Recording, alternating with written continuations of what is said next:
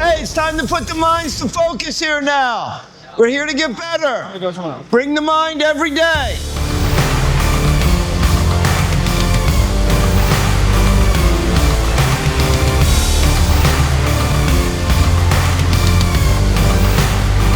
Hey, keep the head in there and clear it. All right, stance motion and a little bit of hand fighting. Try to win every time. Ready, go. Yeah. Partner, make it hard for him to get points. It's not a live wrestling match. All right, ready, go. One. You can fake the arm drag and shoot the other way.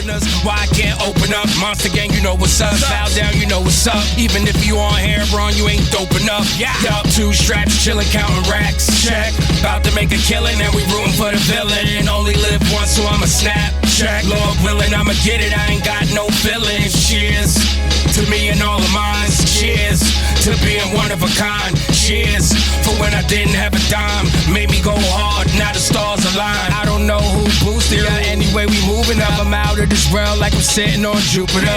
They left me sitting in the cold. I just fell back, let you dig your own hole. Yeah, I'm from the hole where everything gets so good. Girls turn to hoes and your foes is your friends. Double crossed by your kin. They want to make amends. Nothing sweeter than pull this out. Pull it out. Yeah, step and pull. Good, now reach across. 10.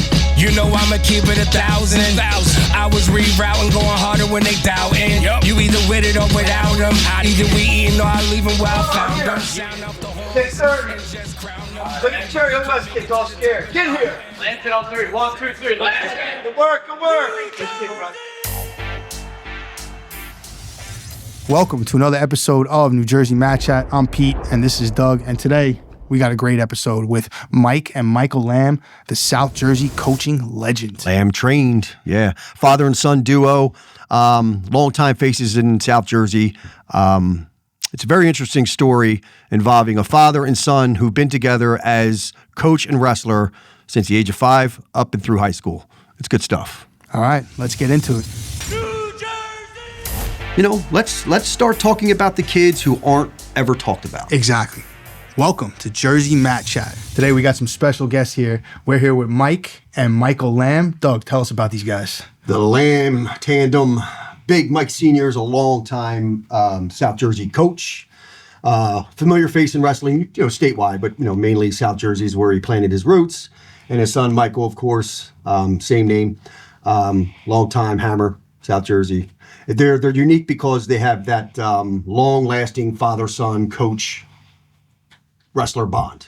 You know what I mean? And we're gonna tap into that. About time we had some South Jersey on Yeah, here, we're finally tapping into South Jersey. We're covering statewide. You know how we do it, right? Beautiful. Yeah, absolutely.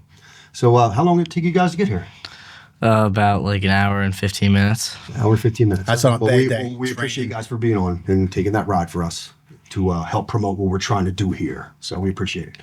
So Michael, you're a junior at Haddonfield Memorial High School. Yep. Am I correct? Mm-hmm. Tell me a little bit about Haddonfield Memorial. I like the school. It's small, so the team's not very big. So it's pretty much like just me in there, grinding out pretty much. Okay. Yeah. How's the social life there? It's good. Yeah. You pretty much know mostly everybody because it's small. It's like everybody in your grade or throughout the whole school. So. Okay. Now, Mike, you are currently what, AD at Rancocas Valley High School? That is correct. Okay. Atlantic Athletic Director at Rancocas Valley High School. So how long have you been doing that? So this is in the completion stage of my 7th year as the AD there. It's a big school. It is. We got about 2,100 students. Group 5. One of the bigger schools around, and definitely one of the bigger ones in the state. Okay. Now, yeah, you were an old school Highland Regional guy. Yes. What, 80s? So in the 80s, back in the heyday, as they would say. Right. Yeah, for right, sure. Okay. And that was back with was you, Mel Curie. Yes. Who else? Run some names by me. Charlie Daniels, John Stafford, Ron Ippolite, Ron Hatvanny. Now that was back when there were only 12 weights and you guys had 6 region champs. That is correct. Half your team. 7 in the finals, 6. What years? Are we talking early 80s? That was the 82-83 team that we finished ranked number 2 in the country that year. So there was 14 weight classes now. Back then there were 12. and half of their team were region champions. Now you'll see that, okay? But back then that was just unheard of. Wow. So the pedigree he comes from is pretty much what I'm trying to let everyone know. And then, so after your tenure at Highland, you went on to wrestle at North Carolina? Correct. Okay. So you're a big Duke fan? Yeah. Okay, that's cool. Yeah. So you wrestled in North We won't go Carolina. there. I don't want to curse on Hey, this is a pro First Amendment platform here. Yeah. You can curse away. And then after that, you then coached at Gloucester County. I came back and coached at Highland for 5 years. Okay. I'm sorry. We were in North Carolina in the mid '80s. Yeah. Yeah. So Michael Jordan there. He actually left the year before I got there. Wow. So he good was time to go to that school though. He was a junior. Actually, he left his junior year. If he had stayed his senior year, I came in the following year. Michael Jordan can't wrestle. Who cares? Mike would smoke him. That's true. That's what I was wondering. I see that they got in the gym together. All right. So you came back. You coached at Highland. Coached at Highland. Spent 5 years there as the assistant coach. The opportunity at Gloucester County College popped up, and we had Ralph Ross Sr., and he was still entrenched and still full of energy, and I kind of wanted to branch out, so I took an opportunity to jump into the college level, and it worked out tremendously for me. You won a couple national titles, right? Yeah, so I was there for 7 years. We won 5 national titles, 2 runner-ups. 5 national titles. 5. Yeah, and it was, the biggest thing was the recruiting aspect. I was able to change the process of how that college, in particular as a junior college, how they recruited. Yeah. From being from South Jersey, there was the only program in town. Yeah. And what we were able to do was we really expanded. And back then, show my age a little bit, is, you're relying on Amateur Wrestling News, if you remember that magazine. It's old school. Because there was no internet that had results like they do now. So I'm reading through Amateur Wrestling News, and every year, like about the April issue, they'd come out with, and it would be all the state place winners from every state. Yeah. So I'm highlighting Delaware, Virginia, New York, Pennsylvania. And we just started recruiting everybody. It's like, hey, if you're a good wrestler and your grades aren't great, you can't get into the school you want, come here. Yeah. Wrestle for me. And we actually started redshirting guys because we had so much talent. Back when South Jersey was deep. Yeah, so I didn't even have to really recruit South Jersey. Like, the name of Gloucester County, everybody knew it was there. So a lot of the South Jersey guys who weren't going to go off to school would come there if they wanted to wrestle. And then we just started expanding the recruiting, and I was just working tireless hours, just stuffing envelopes. And it paid off. We had kids from Great Bridge High School in Virginia. We had kids from as far away as Florida looking for a program to come to. And back then, generally kids went to junior college. If you were a really talented wrestler, it was always a grades. So the hardest part was keeping the kids eligible, making sure they went to school, things I tell him about. Now, when was he born in relation to your tenure? Long after. Yeah, so I ended at Gloucester County in 2001. And I initially started applying for bigger college jobs. Right. I felt like I had done my work there, and there were some, smaller Division I, a couple Division II, and I had a vision of that's the level I wanted to be at. Met my girlfriend, who's now my wife, and I got offered a job at a local high school that they were paying me very well, and to come in and coach their wrestling program. So I had to make that decision. Do I want to go to Greensboro, North Carolina, maybe, and take a head college job, or do I want to stay where my roots are? Michael, do you remind your dad on a daily basis that when he was coaching, he could never beat Paulsboro? Yeah. Okay. All the time. Did he also remind him that we never had that opportunity because that would have never happened? So how old were you when you started to understand your own father's pedigree? Like, what do you mean? What I mean is when you could first remember stepping on the mat. Okay, do you remember those days? Yeah. Did you understand, your dad, his tenure as a coach, his success as a wrestler himself? When did you start to understand that? Who you had guiding you on a daily basis? Once, like a lot of people started going up to him, like, or like up to me, telling him how good of a coach he was, and like how lucky I am to have him like in my corner. Yeah, no, I hear you. Okay. Yeah, I mean, Mike was every youth tournament. He strolled up in his, always dressed to a T. He looked like he was about to play 18 holes. That's just the way he looked. But now, always a respectful coach. I've always gotten along with him. And that's how we became, I've known Mike for quite a long time. And that's how we got to know each other through this sport. And that's what this sport does. Can I ask a question? Do you enjoy coaching high school or college better? It's a tough. Every level has their skill sets, and what I've noticed is that the higher you go, and the more backwards you have to go with your technique because you have to perfect everything. When you can take a kid from high school who doesn't know how to wrestle, maybe he's a ninth grader, first year, and get him to win a match and watch the thrill on their face, that's something that every coach enjoys.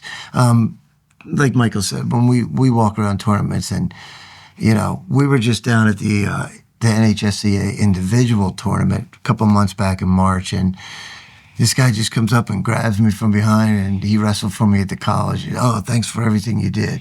Like, that's kind of the feel you get when you're coaching some high school kids. And like, at the college level, they were men, so it was enjoyable. And bottom line was like, hey, guys, you don't want to be here, put the time in. There's the door. In high school, you kind of need those guys. So you have to nurture a little bit. And you guys are unique because plenty of fathers have coached their kids at the youth level. And some fathers have been lucky enough to coach their sons on the high school level. But very few have coached their sons from tot to high school. And he's done that. Now, let me ask you, Michael, a question. Let me ask you. So let's assume, for sake of discussion, you just had a shitty day. You didn't wrestle well or whatever the case was. Are you better at becoming, when you walk in the front door of your house, are you better at transitioning from wrestler to son than he is from transitioning from coach to dad? I think it's hard for me to transition from wrestler to son because it's always still in my mind just because I see him every day at home and in the room. Right. So, I mean, whatever he told me I did wrong, it's just always in my head, and like I can't get rid of it. So it's stuck in my head all day. So on a typical night before or after a match or whatever the case is, when do you look at your dad? Do you ever look at your dad? Can you truly say you can divide your time with your father as coach and father, or is he just always your dad? It's it's really both. Mm-hmm. But I mean, yeah, he is always my dad. But I feel like the bond that we have obviously started from wrestling. So, I mean, it's pretty much stayed the same my whole life. How about you? Same question. It was a process. It's a learning process. When he was little, I just wanted him to have fun and go. And then we started to get competitive. He started to get good. And, this is the hardest thing. It was when you have a certain pedigree, and I'm not trying to blow smoke or whatever, but I always felt pressure for him to be successful because I felt like everybody outside expected him to be great because he was my son, and if I coached you and I did really well for you as a coach, you might think that I'm going to do that. And every kid is different, and I've seen some great wrestlers whose kids hated the sport and never wanted to do it. I'm fortunate that not only does he want to do it, he works hard, he's enthusiastic about it, and he's competitive. And, to get all those things makes it easy. But I will say that I always felt this pressure, and I don't know why. It's stupid when I think about it, but I just wanted him to be the best version of him. But at the same time, I'm like, oh, he just lost to Doug Johnson's kid, and now Doug's over there thinking he's better than me, kind of a thing. It was just this weird. We're all guilty of that. Yeah, and it's just like, it's like it drove me crazy, and it would eat me up. And I remember when he was like 7 or 8. I'll never forget this moment. And he's wrestling this kid, and it was like from Washington Township or something. And he went out there, and everything he did just worked out wrong. Yeah. So he gets turned to his back, and he shoots this beautiful double and falls over, and he gets put on his back. And next thing I know, I look at the score, it's like 10-1. At the end of the first period, I'm like, what are you doing? And he just looked at me and was just like, it was so counterproductive. And I was like, I got to change. Like, this is not the way we can be. He's not going to react to me being negative or being hard. And one of the things you learn as a coach is I could F you all day long and you're going to get better from it. If I do it to you, you're quitting.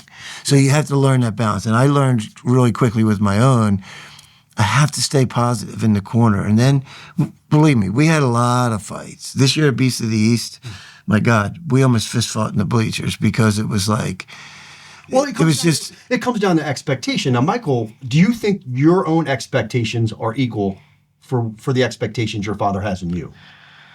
I honestly do not know. I mean, my expectations are to be the best I can be. So, I mean, hopefully it's the same as what he thinks. But you have to. I understand that, and that's a pretty vanilla answer, and I get it. But for example, if your expectations are being a state champion in New Jersey, do you think his expectations are you to be a 2-time state champion in New Jersey, or do you think they're level with your own expectations? I think they're level with my expectations, at least at this point in my career. So do you feel like you're ever letting your dad down if you don't wrestle to your capabilities? Yeah, all the time. So more so than you're letting yourself down?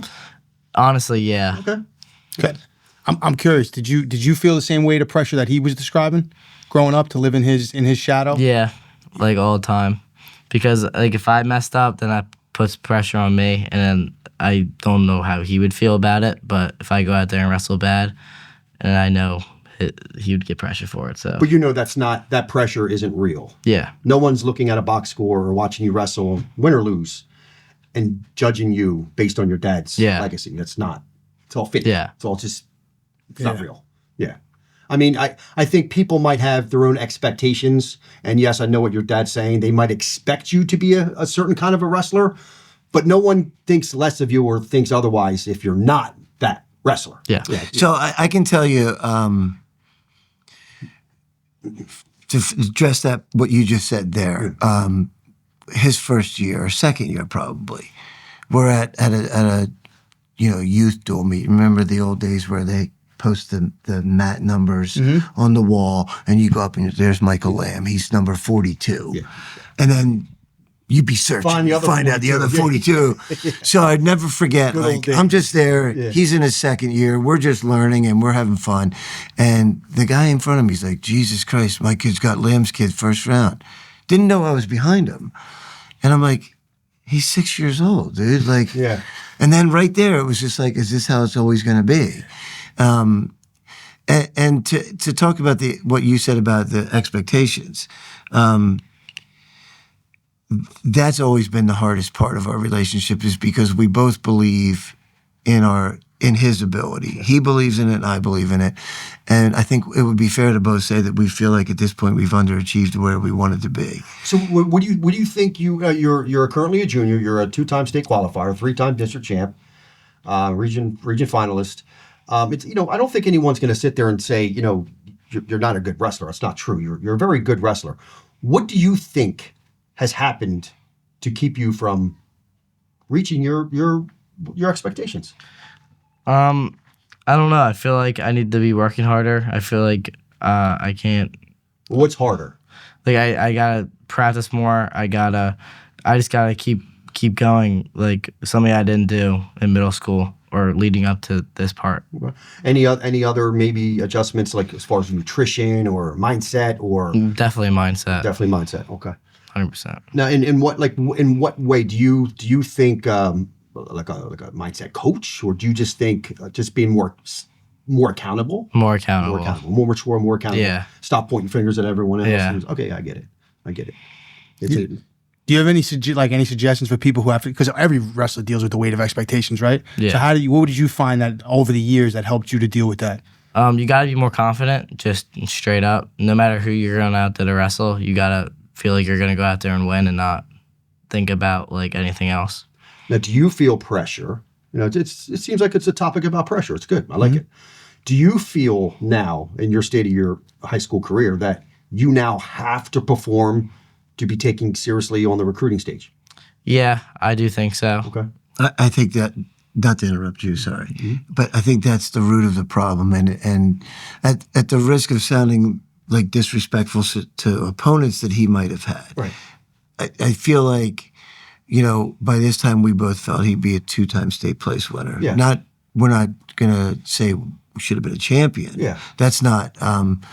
That was more of a lofty goal than it was a realistic goal because we know the competition in the state of New Jersey. And not to be disrespectful to the opponents when we say that we feel like he should have been on the podium. But I believe that the pressure of that moment is what's hindered him the most. I think he has wrestled at the state tournament with a fear of losing as opposed to just going out and competing. Well, let's talk about pressure because let's go. I don't even know if it's standardized for most colleges, but let's use this analogy. SATs, okay? Your 4 years of high school sometimes is judged by one test. You test poorly, you at least get a chance to retest. In high school, you have one bad tournament. You don't get a chance to redo that. Yeah. And that's a different level of pressure, I think, that wrestlers specifically, okay, have to deal with. And I get it. I was not an elite wrestler in high school. He was. He's a lot better than I ever was in high school. But I can't imagine what goes through these kids' mind. At that age, they're so awkward. A lot of them are still, they're not mature. It's just, what's going through their heads? It's crazy. If you get there a second time, does it get any easier? Like when you guys, so you qualify the first time, obviously the first time you're there, there's a lot of pressure first time dealing with. Does it get easier each time you go back or? Yeah, 100%. But I mean, there's always just some sort of pressure I'm going to have. Yeah. I don't know. His freshman year, he was obviously a little overwhelmed with the atmosphere, but we were able to harness it and he won his first match and that helped. And this year it was more about, I have to place, so when what Doug's talking about with pressure is, the first statement that he had when we got off the mat after he lost his first match was, no colleges are going to want me.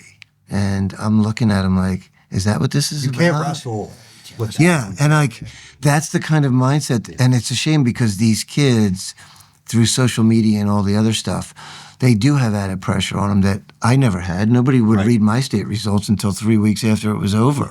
Yeah. Or you saw it in the newspaper the next day.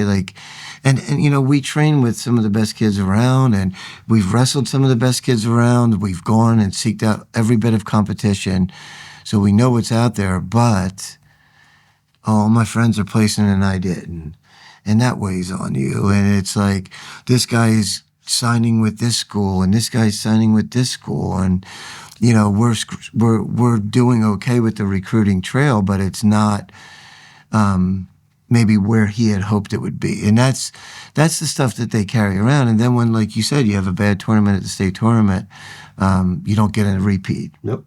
Yeah. One shot. Winning 9 matches this weekend at NHSCA National Duels. If he went 5-4, we're still wrestling this week. State tournament comes and goes, and where do you see yourself college-wise? Just anywhere, honestly. I mean, my goal is to go D1 and be a NCAA All-American, but I mean, that's just the goal that I got to reach. Of course, okay. Now, when you say, are you locked in, for example, hypothetically, a D2 coach calls you tomorrow, and it's a successful program, and you can wrestle immediately, and you don't have to pay a dime toward tuition. But a D1 school calls you and says, we can't really offer you a full scholarship, but we'll give you an opportunity to wrestle off for the spot. Is it about level, or is it about an opportunity to compete? It's more about an opportunity to compete, honestly, because no matter where, my options are always open, and I just really want to wrestle in college. So if that means going D3 or D2 and then being an All-American there and then transferring out and going up a level, then so be it. I mean, I really just want to staying there. You're definitely going to wrestle in college. There's no doubt about that. Like for example, you have you call it lamb trained down in South Jersey. Yeah. I've been to your room, 65 kids. And you, correct me if I'm wrong, you are responsible for that. You organize it, you set it up, you send out texts, and you have state champs there, you have state placers there, the who's who of South Jersey wrestling is there, all because they trust you, they trust that the partners will be there. That speaks volumes. Like that's leadership that a lot of kids, first of all, they're too lazy to do, don't want to do, have no interest in doing it. But the fact that you can send out texts and people come. That's impressive. And you're not a man, you're not a coach. You're a wrestler. You're a magnetic kid. There's magnet schools. There's magnet Fortune 500 companies. You're a magnet kid, and that speaks volumes of what you are. You know, a lot of people like you, trust you. So that's a huge, huge asset. I got a good pressure question. No more pressure. Who's the most underrated wrestler in your room? Underrated? Yeah. Lino Bat. No, he's calling you. He's calling you. My bad, Lino. Yeah, I don't know. This is a tough one, honestly. I'm gonna say. Are you talking about his high school room or his club room? His club room. Oh, his club room. Yeah, Okay. yeah. Okay. Ooh. Underrated. I mean, he did pretty good this year, but I mean, Jane Simpson puts the work in. So, I mean, Yeah, but he's not really He's a state underrated, placer. But that's your answer. That's your I answer. mean, Yeah. I think he's Yeah. pretty underrated. That's pretty. He is lofty, man. underrated. Yeah, A that lot of is people. lofty. Yeah. Jaden burst onto the scene. I definitely don't. I don't consider Jaden Simpson an underrated wrestler. Yeah. At all. But that's Jaden's been my through youth and all. He was a pretty big name. Yeah.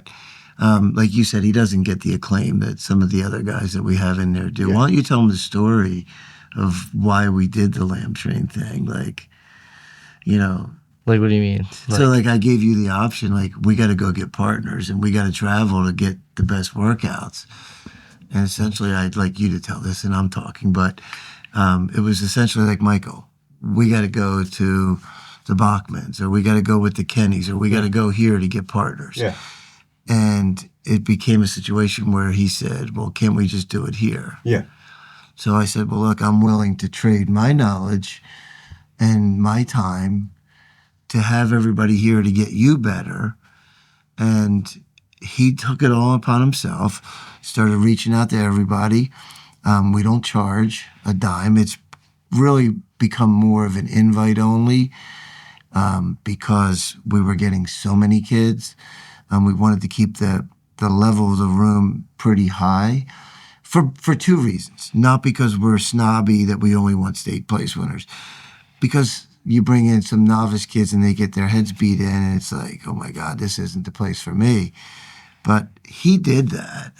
He's brought all the guys in. He sends out the messages as to what time practice is, when everything's happening. But it was really a simple thing that we wanted to train with the best guys and make sure that we weren't the best guy in the room. And he chose to try to get him to come here. And the thing about Big Mike is that, and this is often overlooked, and he'll never say this, but I know he charges no money. Anyone who goes to him knows he charges no money. And I understand there's clubs out there that have overhead, and I get that. And I'm not, but this guy, I mean, he has run practices for 60 kids and his son is not there for nothing. You change a kid's lives. No, Yeah. not a dime. Yeah.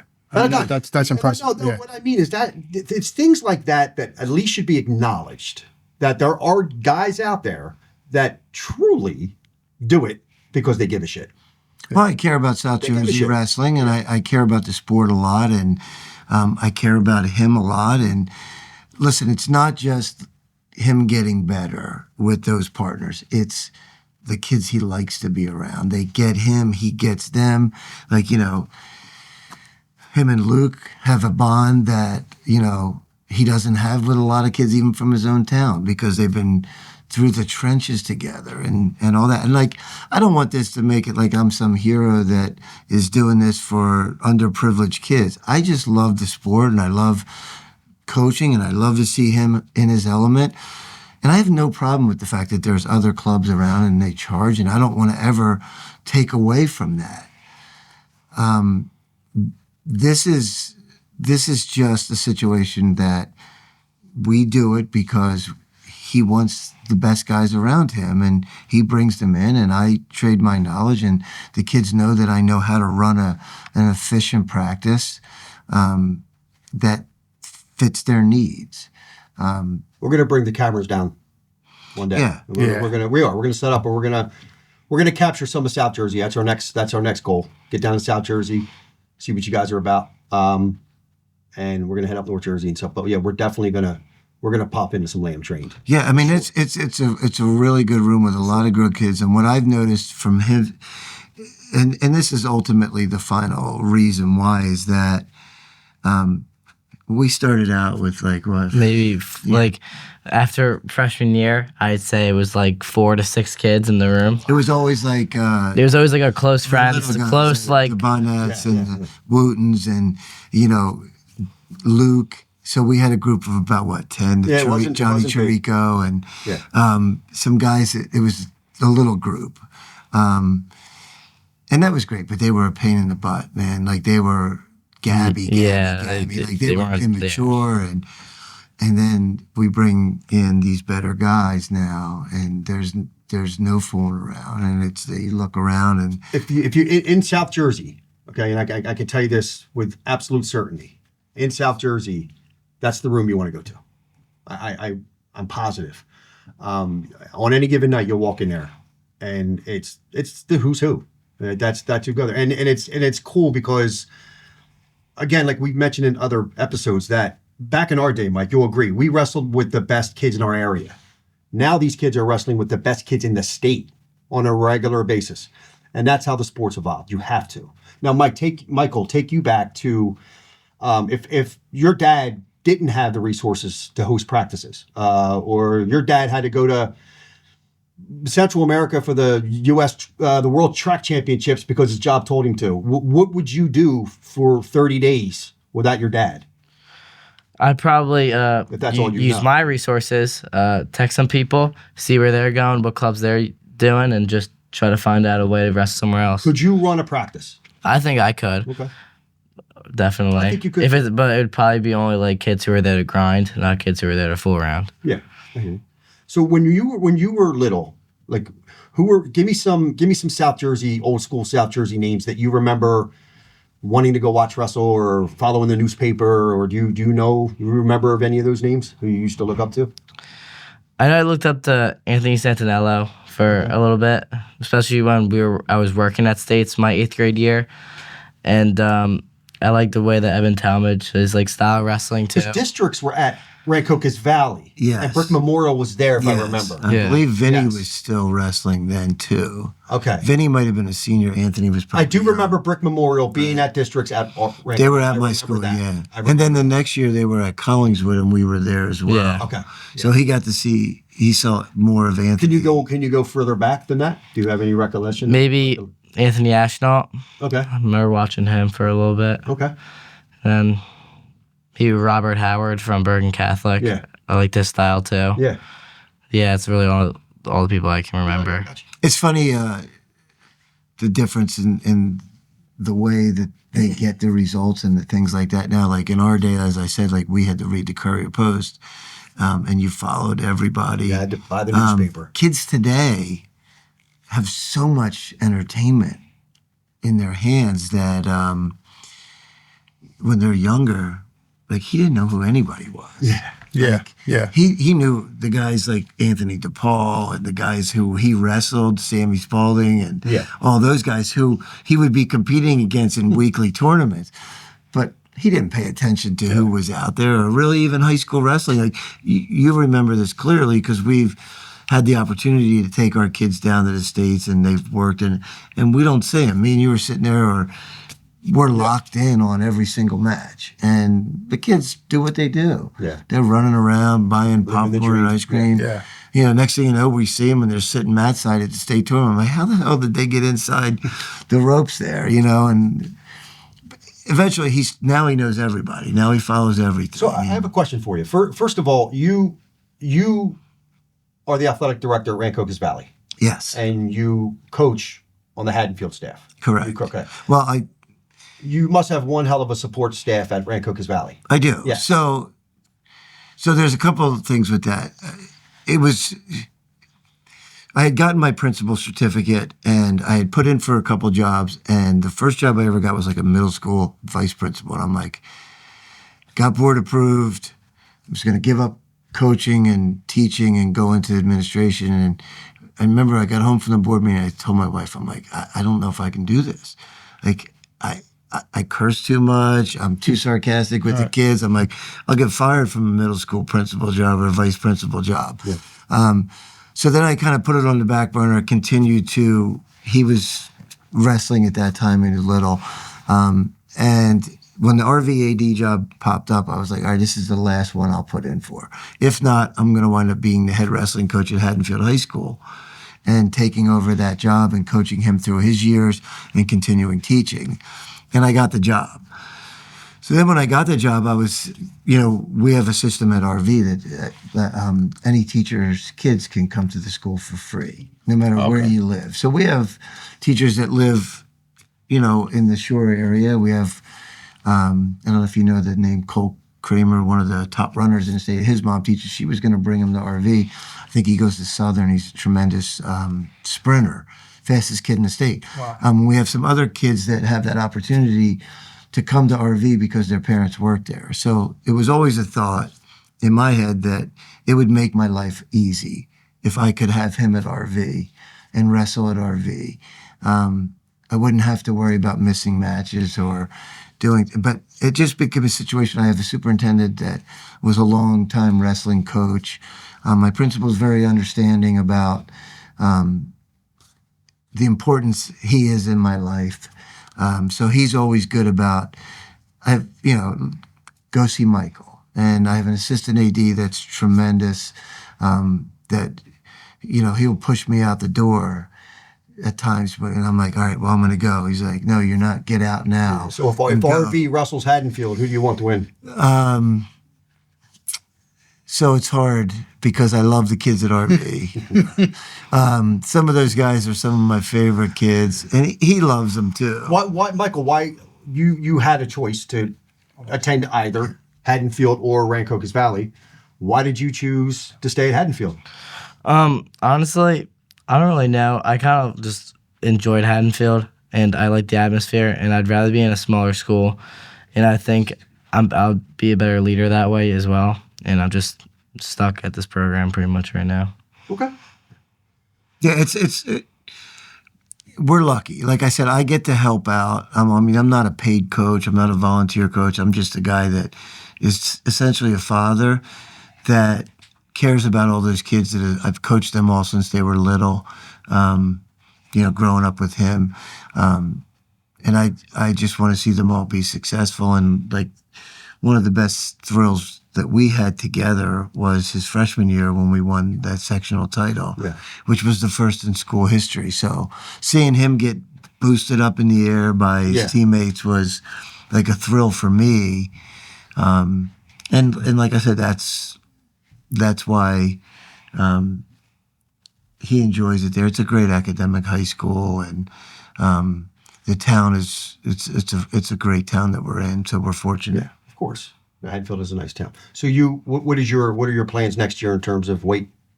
I'm thinking 26 or 32. Right now, I weigh about in the 40s probably. Okay. So, it really depends how much bigger I get. I'll be lifting awesome from now till next year. What do you project yourself to wrestle in college? Thinking 133 or 141. Okay. Now, when you target the season, do you target a weight? Or do you just kind of see how you grow, see where you're at, and then kind of get to there? You can really, I'm targeting it because I'll know where the kids that were at 20 are going to go. Sometimes you'll just get big, and then you won't know what to do.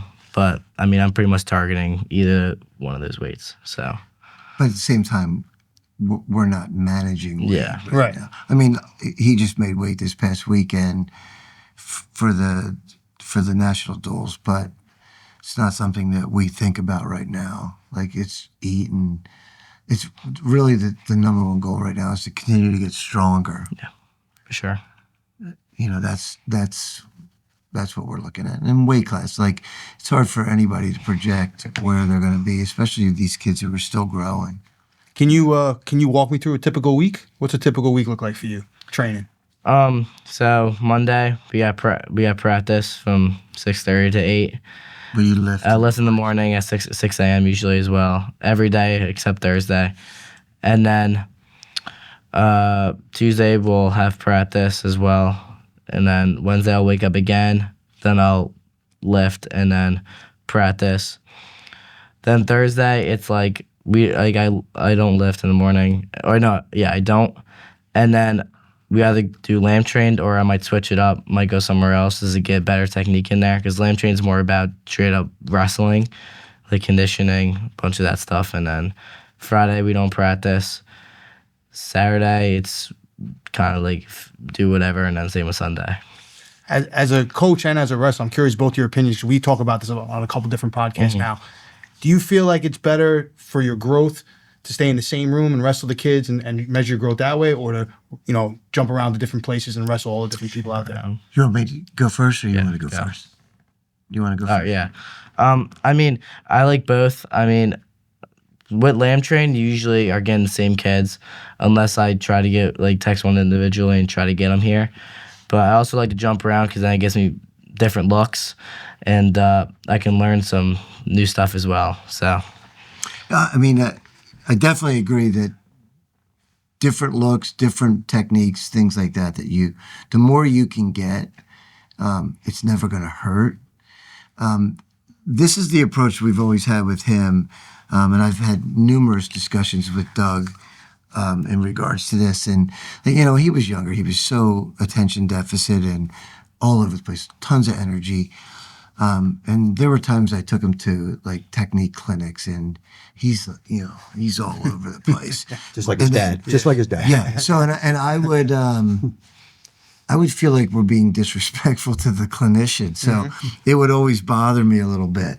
So for good or bad, I changed the approach to the way we practice. So we do technique over and over, and he will tell you that we drill and drill and drill, which is probably the biggest thing that high school kids lack is the ability to really drill at a high level. And they're all going to learn that when they get to college, how important it is. But we learn to be able to drill and learn the technique at the same time. So everything is movement. There's no sitting around, hey guys, sit and watch me do this. No, I may do it one time and say, go do it, and I'm walking around correcting them, and they're moving the whole time. So I know him, and I know some of the other kids, and that's why I've been very guarded with where we go, because I don't want him to seem disrespectful, because he is a nice kid, not because he's my own, and you would agree with that. He's very respectful, and he's very attentive. He may not seem like he's listening, but he is.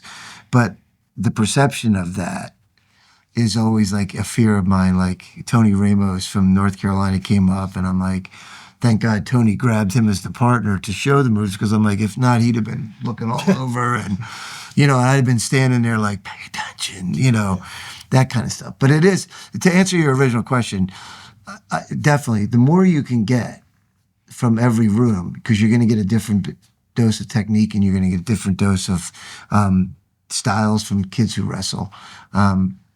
But if you train the right way and you approach practice the right way, and our philosophy is we score points, we don't keep score, and you wrestle to score points. That's it. Like there's no competitions in the room. It shouldn't matter to you if you're getting scored on or if you're scoring a bunch. But the goal is to continue to attack and work on different things. Michael, how are your grades? They're definitely getting better than freshman and sophomore year. So I'm really trying hard to get better academics. So I've been studying a lot more, been focusing more in class. So yeah, they're pretty good. And what do you see yourself doing as far as majoring in what in college? Business mostly. I would really like to be do something with real estate. It's always been something that I've been wanting to do for a while. So like what, buying and selling property, flipping stuff? Yeah. Down the shore? Mm-hmm. All right. So you guys have a Make a shore lot of home down money. in Ocean City? Yeah. Okay. Ocean City, New Jersey. Yeah, that's got to be nice, right? Mm-hmm. You can go to Ocean City High School too. Yeah. You could have gone to 3 different high schools. Ironically, By rule, you could have. Ironically, the head coach at Ocean City was the guy that I coached in high school and college. Okay. And also sent to North Carolina. That's wild. So, yeah. Look at you. You legitimately could have went to 3 different high schools. Wow. You could have had his pick. Yeah, Who wouldn't want- we're closest to Ocean City from the house. Yeah. It's like right across the Right street. across the street, yeah. Yeah. Imagine that. Wow. Having those options, right? I can go here, here, or here. But he's stuck with Haddonfield. Stuck with Haddonfield. He's going. Yeah. There you go. You know what horror movie is associated with Haddonfield, New Jersey, do you? I do. Trivia question. A little MatChat trivia. It's bothering me now. What horror movie is directly related to Haddonfield, New Jersey? Is it Michael Myers? Yes. It is, right? Yeah. Okay. The writer of that movie grew up in Haddonfield. There you go. Yes. Yeah. Okay. A little. I'm glad I got that, because if I didn't get a movie trivia question right, I was going to be really pissed. So I'm glad I got that. It sounded like he knew it. He was, grumbling back there. He wanted to give the answer.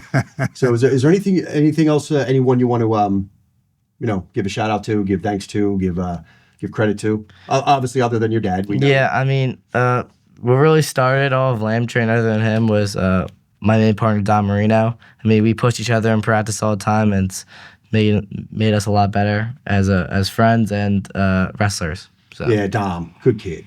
Awesome. Good kid. He's really on a steady upward. He's gonna have a fine college career. He's a good kid. Got one more question for you. Who would you like to see, especially since you're from South Jersey, on this podcast next? Lino Bat. Lino Bat or Lino Bat, we're gonna have you on. All right. Yeah. Yes, Lino Bat. Well, I think that there's a number of guys that have some interesting stories in South Jersey that wrestle down there with us. Sammy Spalding's one, obviously. He's crazy. Yeah, he'll talk for a while. I don't think Sammy could sit still in a chair long enough to do a podcast. No, but he does like talking about himself. Oh yeah, he would be. He'd be spinning the chair around. He's a nut. I love it. He's a good kid. One of the things that when you were talking about different rooms, one of the personal beliefs that I'm starting to become more of a reality, because I've had these conversations with Doug as well, is that I feel once he gets to college and he's away from me, that he could actually just explode and just get so much better, because I think he relies on me to know what he needs from a practice, that, somebody who gives him a different look, gives him a different type of pushing, could definitely help him. Even though he enjoys being around me, we've had our moments of pretty contentious fights about what's coaching and what he views as criticism. And as a parent, I understand that. He can F you to me whenever he wants in the wrestling room, and he gets it. When we leave the room, it's dad and son again. So, but I do feel like when he gets a change and somebody else is in control of him, not everybody has to deal with that. It's been the greatest joy of my life, but it's also been one of the hardest things I've ever had to do. And Doug will text me, "You pacing yet?" We're at a tournament, and I'm in the corner, a little dip in my mouth, and just laser focused, and don't want to be bothered and talk to people, because I'm so nervous for him, So that's what dads do. Is it harder? Is it more nerve wracking to watch a kid than it was when you wrestled? Much better, because I don't have control over what he does. I hope that I do. I was nervous when I wrestled, but always confident. And when I coached anybody else's kid, I'd get nervous. I always wanted the best for my kids and to get the most out of them that we could. That's why when, back in the day when Doug would officiate, there were a lot of people that might tell you I was an asshole because I was an intense coach. And it was never about me. It was about those kids gave me everything they had in the practice room, so I'm going to give them everything I can at a dual meet and at a tournament. And I'm going to go to Atlantic City with a couple of kids that I coached in high school, and I'm not going to be out partying with other coaches. I'm going to be focused on my kids, because I can go have a couple of beers with friends anytime. That's always the approach I had. And I was hard on officials, and I was hard on my kids, and, only because I wanted the best. So, when I coached him, it was funny. I'd see officials, and I'm like, oh, this guy hates me. He remembers me from my high school coaching days when and they're like, man, you changed. And I'm like, well, I had to, because I always believed he would see me yell at a ref, and I would be like, that was 2. And the referee's like, no, and I'm adamantly, that's 2. And then he would start to think, well, this referee just gypped me out of points, and I never wanted him to think that. It was never anybody's blame. If we lose, it was our fault. But man, I was tough, and Doug's right. I was intense like that. So I had to learn to not be that way with him. I think I can see intensity in Michael. I think it rubs off on him genetically. Yeah, I can see the fire in him, But his dad Big Mike does a very good job of being composed and being a hothead simultaneously. It's a lost art. It's hard to do. One of the things that all coaches get this, and if there's anybody out there who's watching who's a coach and knows this, is that, man, there were plenty of nights so I'd go home, I'd get in bed, and I would just be like laughing to myself, shaking my head, like embarrassed at some of the shit that I would say. Whether it was I'm yelling at fans in the shot, I'm yelling at the official. Like we just blow a gasket at times. And in reflection, you're like, oh my God, I can't believe I acted like that. And oh my God. And then with him, I've had to not do that and just fight to stay composed. And even when we're with the Revival team this past weekend, and obviously I'm a nervous wreck because we're wrestling nationally ranked and state place winners, and I got him coming up, but I'm also trying to make sure that the other kids get it. And then when he loses and I'm like flustered, I'm trying to stay focused. And then when he used to lose, he would be like, come up to me after, and he would be trying to get like approval from me, like, I'm sorry, Dad, I'm sorry. I'm like, what are you sorry for? You lost. Yeah. Okay? You didn't. You should be sorry if you acted like a jerk off or you flipped out or you threw your headgear, because then I want to kill you. But you lose. Everybody loses. Everybody loses. I don't care about that. But like he would be tapping me on the shoulder, and I'm like trying to coach the next kid, and I'm like, dude, we'll talk later. Like let me do what I'm here to do, and all balancing all that is it's what makes coaching great. But coaching your own kid really hard. Yeah. Because like if he loses a hard fought or a match that he should have won and he loses, and now I'm sitting there stewing and I'm trying to coach and focus on the next kid, like all that's hard. Well, no, since it's a pressure topic, let's end this with this question. 1 minute go. All right? You lace them up. You versus your dad, who wins? 1 minute. Because cardiovascularly, 1 Same minute. weight. No, right now. Who wins? Can you beat the sensei? Right now, yeah. No way. Yes, I can. He can't get in the stance. So now he's going to my old knees and all that. But I said right now. There's the old Toby Keith, man. I made, I'm as good as I once was. I can give it one go.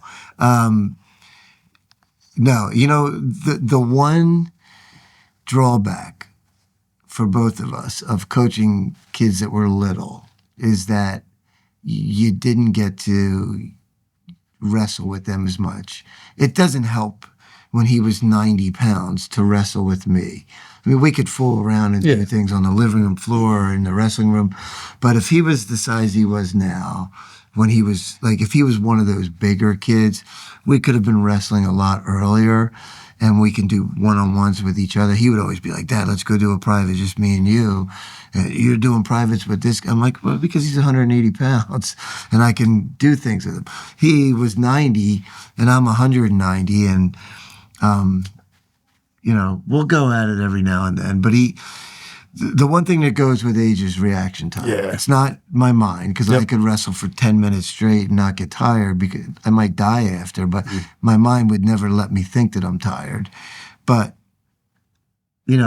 I love where he's gotten to. We always want more. And, Jeff Washington made a comment to me that stuck with me. 5.5 hour drive home was, he's like, I see him on right after we lost our last match on Monday. And he's like, yeah, this will all be over soon. And I'm thinking to myself, we've been coming to Virginia Beach for 10 years now. Probably do it again next year because we have such a good time. But I'm like, yeah, I don't know what I'm going to do with myself, after he's done. You're going to travel around and watch him wrestle in college. Yeah, which would definitely be, that'll be exactly the immediate plans. But then when that part ends, like, I don't know where I'll be if my wife and I retire soon, which we can, if we move somewhere, if we move to where he's wrestling in college, or at some point it'll come back. I'll get back into the sport in some capacity. Maybe they'll be smart and put me in charge. You should become a ref. I was going to say that I couldn't do because of the abuse that I've given refs. It would come back at me twofold. I wouldn't mind being one of those guys that helps run the state tournament or something like that if I'm in the area, because I do think that I care a lot about the sport and I care what happens in the future. And I'd love to see, I have good relationships from being an AD with a lot of the higher ups in the NJSIA. Maybe they'll consider me at one point. I like it. Yeah. Be like an ambassador. That's a perfect role for you. You think you'll coach one day, maybe? Yeah, Yeah. 100%. It's kind of what I want to do. And then he has a son named Mike, and then we all sit There down you and go. get all confused. So it would be Mike, Michael, and Mikey, maybe. Mikey. Mike, Yeah. Michael, and Mikey. 3 mics and 3 mics. Listen, when you come back after you place in the state tournament, shake my Thanks, hand. man. We're gonna have you back in March. All right. All right, and we're gonna get this done, and we're gonna reconvene and talk about what we talked about now, and, All right. and let's see some. And progress. just let me say that this is a great thing that you guys are doing here. Thank you. It means a lot to the state of New Jersey and wrestling to hear different stories. And the unenviable job that you guys have is that you can't get everybody on. Yeah, Because there's a lot of deserving So kids. many. we're gonna do our best to try to get it. Yeah, and it's one thing that I've noticed over the last couple of years is, PA is traditionally known as the best wrestling state in the country, and I think that their depth makes that true. But from the top, right now, New Jersey is the best that there is out there. I Yes. mean, when we can go away to Virginia and beat multiple time state champs from other states, and you can't even get on the podium in your own state, it just tells you how good the state is, and for people to get to enjoy listening to other people's stories is not only a learning experience, but also something that's going to continue to grow the sport. So thank you guys for Thanks what for you coming do. on, man. Yeah, Appreciate man. you. Appreciate you. Yeah, absolutely. Yeah. Thank you. Attention, wrestling fans, parents, and future state champs. This is your podcast.